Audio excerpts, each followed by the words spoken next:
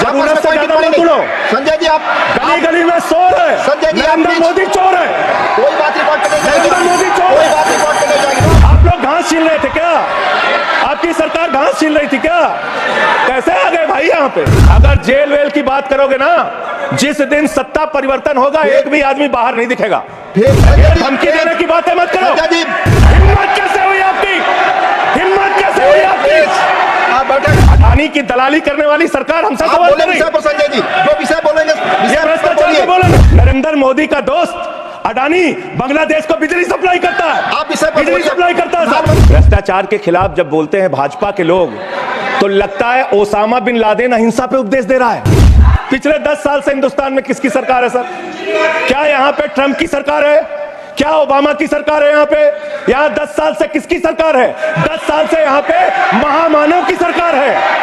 गाय काटने वाली कंपनी से चंदा लेने वाले लोग मेरे ऊपर सवाल उठा रहे हैं। दिल्ली में जो चुनाव करा रहे हैं मान्यवर, ये घपले से जीतना चाहते हैं, ये चुनाव घोटाले से जीतना चाहते हैं। दिल्ली में ये चाल चलेगी नहीं, याद रखना। तुम्हारा गठबंधन ईडी से, ईडी से तुम्हारा गठबंधन, सीबीआई से तुम्हारा गठबंधन। चीखने चिल्लाने से कुछ नहीं होने वाला। और तुम्हारी तानाशाही के आगे झुकेंगे नहीं कभी। जेल 3 घंटे ईडी सीबीआई दे दो, सबको भेज दूंगा।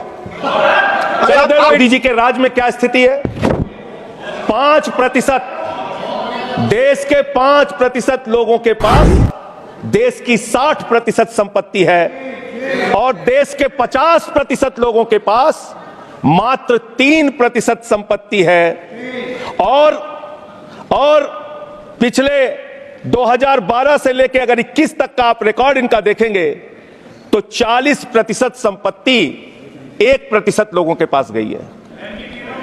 यह है इनकी समाजवाद की विचारधारा, यह है इनकी बराबरी की सोच, ये किस तरीके से ये भारत के अंदर गैर बराबरी को जन्म दे रहे हैं।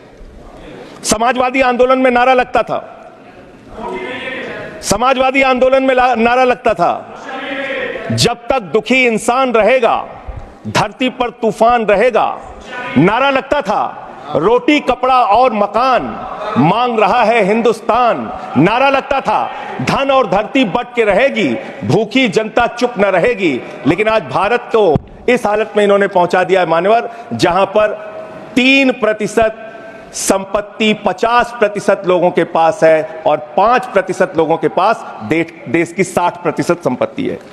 मैं दिल्ली की बात करूं, अगर एक राज्य सरकार दिल्ली के लोगों ने भी चुना, जिसको आप चलने नहीं देते, बार बार उसके ऊपर रोक लगाते हैं, लेकिन उस राज्य सरकार के काम क्या हैं वो आपको जानना बहुत जरूरी है।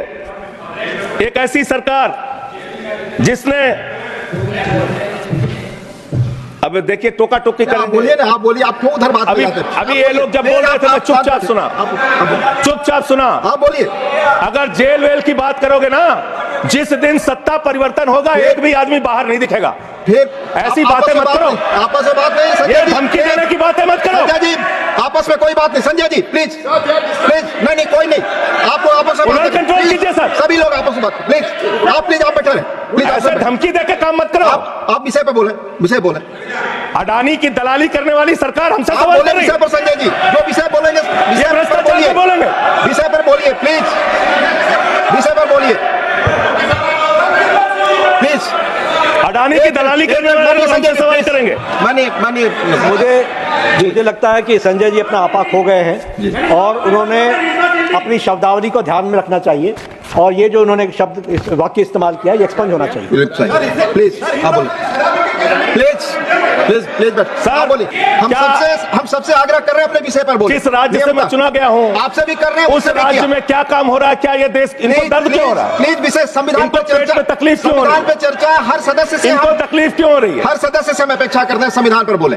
तो दिल्ली में प्लीज जेल 3 घंटे ईडी सीबीआई दे दो, सबको भेज दूंगा। चलो दे दो ईडी सीबीआई। आप बोलते हैं, प्रवोक करते हैं, आप इसे मत बोलिए। ये सब चीजें नहीं जाएंगी, ये सब चीजें नहीं जाएंगी रिकॉर्ड पे। प्लीज वो बोल रहे हैं जेल क्यों आपस में बात न करें, आप बोले संविधान पर, आप प्रोग्राम को आपस में बात न करें। प्लीज प्लीज आप इस तरह टिप्पणी नहीं कर सकते माननीय सदस्यों पर, वो चीजें रिकॉर्ड में नहीं जाएंगी। इस तरह की टिप्पणी सदस्यों पर एक दूसरे पर करना, प्लीज आप विषय पर बोले। सर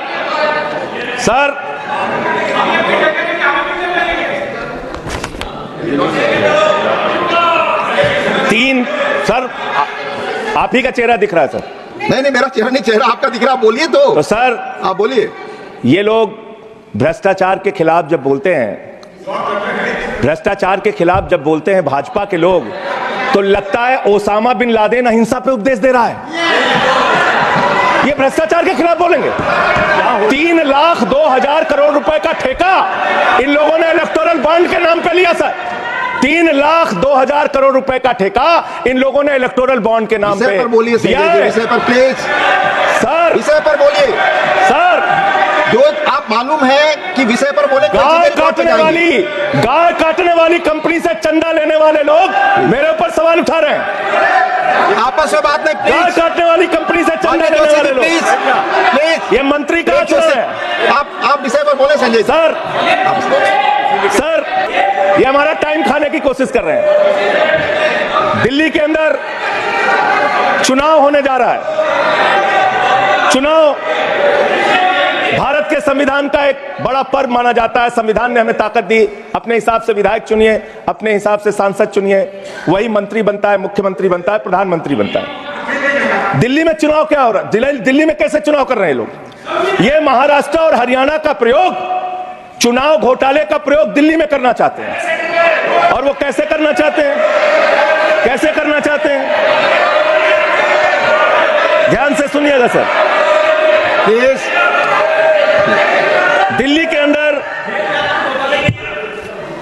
ये चुनाव घोटाले की मैं रिपोर्ट लेके आया हूं। ये रिपोर्ट आज पूरे देश को पता होनी चाहिए। दिल्ली में जो चुनाव करा रहे हैं मान्यवर, ये घपले से जीतना चाहते हैं। शाहदरा में भारतीय जनता पार्टी के एक पदाधिकारी ने 11,008 वोट कटवाने की अर्जी दी। जनकपुरी में भारतीय जनता पार्टी के 24 कार्यकर्ताओं ने 4,874 वोट कटवाने की अर्जी दी। तुगलकाबाद में भारतीय जनता पार्टी के 15 कार्यकर्ता ने 2,435 वोट कटवाने की अर्जी दी। मानिए आप संविधान पर क्या चुनाव के बारे में बोलना प्लीज आप बैठे प्लीज। क्या संविधान के अंतर्गत चुनाव नहीं होता सर? आप बोले सर चुनाव के बारे में बोलना गलत। हाँ तो ये आप गायब। I am not leader of the house. I am not. नहीं सर ऐसे आप तो फिर ऐसे लोग करेंगे। आपको समय दें, आप देखिए लीडर ऑफ द हाउस। नहीं, मैं एक ही बात स्पष्ट करना चाहता हूं कि जिस संविधान ने ये ताकत दी है कि वो वोटर्स लिस्ट के बारे में जो चर्चा कर रहे हैं कि उसको कटवाने का, वो प्रोविजन भी संविधान के अंतर्गत ही है। और उसमें देखने वाली बात यह है कि ये इतने दिन सत्ता पे कहीं रोहिंग्या और बांग्लादेशी के वोटों पर तो नहीं बने हुए थे। मानिए संजय, इतनी शानदार बात आज की है लीडर ऑफ द हाउस ने सर। मैं इनका नमन करता हूं, इतनी बढ़िया बात इन्होंने कह दी कि मैं इसका जवाब जरूर दूंगा। सर इन्होंने कहा कहीं ऐसा तो नहीं जिनके नाम काटे जा रहे हैं वो रोहिंग्या हैं। हमारे उत्तर प्रदेश के भाई, हमारे पूर्वांचल के भाई, हमारे यूपी बिहार के भाई जो 40-40 साल से दिल्ली में रह रहे हैं, अपने श्रम अपने खून पसीने से दिल्ली को बना रहे हैं, आप उनको रोहिंग्या करें। आप उनको रोहिंग्या करें। हिम्मत कैसे हुई आपकी? हिम्मत कैसे हुई आपकी? आप बैठे। आप हमारे पूर्वांचल के भाइयों को रोहिंग्या कहेंगे? हिम्मत कैसे हुई आपकी? हिम्मत नहीं होनी चाहिए आपकी। आगे बोले। पूर्वांचल के लोगों को ये बांग्लादेशी कह रहे हैं। सर आप ही दिख रहे हैं, मेरी बात तो नहीं जा रही। आप ही बोल रहे हैं सर आपको मैंने नाम पढ़ के बता दिया। ये लिस्ट यहां रखूंगा और मैं चाहता हूं ये ऑथेंटिकेट करने के लिए आपने कहा मैं नाम दूंगा। इसकी उच्च स्तरीय जांच कराइए कैसे इन लोगों के नाम कटवाने की अर्जी दी जा रही है। यही महाराष्ट्र में घोटाला किया इन लोगों ने, यही हरियाणा के अंदर घोटाला किया इन लोगों ने। ये चुनाव घोटाले से जीतना चाहते हैं। दिल्ली में ये चाल चलेगी नहीं, याद रखना। केजरीवाल और आम आदमी पार्टी यहाँ पे बैठी है, यहाँ पे ये चाल नहीं। संविधान पे बोल रहा हूँ। चुनाव ही गड़बड़ कर देंगे, चुनाव ही गड़बड़ करेंगे तो संविधान कहां से बचेगा सर? चुनाव ही निपटाने पे लगे हुए हैं ये लोग। सर दूसरी बात हुई दलितों के अधिकार की और बांग्लादेशी घुसपैठिया। सर पिछले 10 साल से हिंदुस्तान में किसकी सरकार है सर? क्या यहाँ पे ट्रंप की सरकार है? क्या ओबामा की सरकार है? यहाँ पे यहाँ 10 साल से किसकी सरकार है? 10 साल से यहाँ पे महामानव की सरकार है। महामानव महामानव की सरकार है 10 साल से। मैं महामानव से पूछना चाहता हूं, नरेंद्र मोदी जी से पूछना चाहता हूं, अमित शाह जी से पूछना चाहता हूं, सीमा की सुरक्षा किसके जिम्मे है? अमित शाह के जिम्मे है। सीमा किससे लगती है बांग्लादेश की? त्रिपुरा से लगती है, आसाम से लगती है, बंगाल से लगती है। कोई बांग्लादेशी त्रिपुरा से, बंगाल से, आसाम से, झारखंड पार करके, यूपी पार करके, बिहार पार करके दिल्ली कैसे आ गया? आप लोग घास छील रहे थे क्या? आपकी सरकार घास छील रही थी क्या? कैसे आ गए भाई यहाँ पे बांग्लादेशी? और 10 साल में 10 बांग्लादेशी घुसपैठिया दिल्ली से भगाया हो तो उसका नाम बता दो, उसका नाम बता दो। 10 साल में 10 बांग्लादेशी घुसपैठिया दिल्ली से भगाया हो तो उसका नाम बताओ ना। राजनीति क्यों करते हो? नरेंद्र मोदी का दोस्त अडानी बांग्लादेश को बिजली सप्लाई करता है, आप इसे बिजली सप्लाई करता है। प्रधानमंत्री पर आप नहीं, प्लीज। हमको ज्ञान बता रहे हो। मैं एक बात इन लोगों को समझाना चाहता हूं, दिल्ली चुनाव में आ रहे हो, शांति से आना, एकदम शांति से आना। यहां पे अगर गंदी राजनीति की, हिंदू मुसलमान किया तो हमने दिल्ली वालों को सिखा दिया है। जब तुम कहोगे हिंदू मुसलमान, वो कहेंगे स्कूल अस्पताल, स्कूल अस्पताल, स्कूल अस्पताल। आपको मैं बताना चाहता हूं, यहां किसी भी तरह की तानाशाही और दादागिरी दिखाने की कोशिश मत करना। दिल्ली का